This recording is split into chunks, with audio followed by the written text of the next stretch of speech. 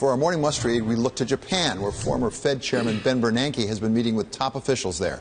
Joining us is Tom Keene, taking a break right now from Surveillance Radio. One of those Bernanke has been meeting with is Etsuro Honda. He is Prime Minister Abe's key person in reaching out to international economic authorities for advice on Japan's economy.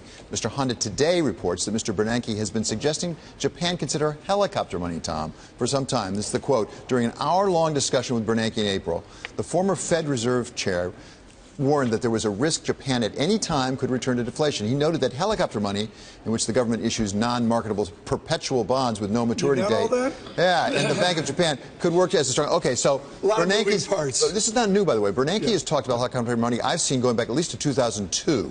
But take us through it, what helicopter money really is, because it's misused. Let's go back, David, 12 or 13 years, where Governor Bernanke had the courage to fly to Tokyo and lecture Japan on how to reflate. He was met with thundering silence.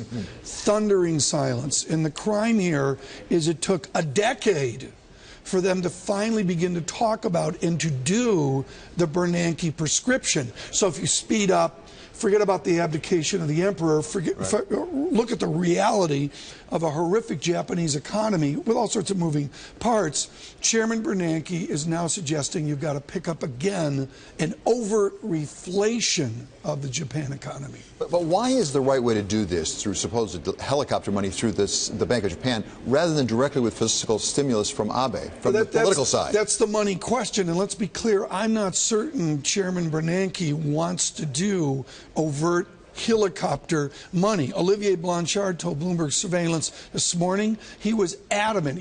Olivier Blanchard called helicopter money a scam. Now, I'm not saying Ben Bernanke would say that, but I'm saying you've got two esteemed academics here questioning the second and third round effects of so-called helicopter money. Well, a second or third round effect is actually what it does to the political process. Because in theory, in all of these governments, whether it's Japan or the United States, we have an executive branch which is elected to decide things like fiscal stimulus as opposed to an independent central bank. It signals, David, a desperation of strategy and tactics by a government over how to jumpstart an economy.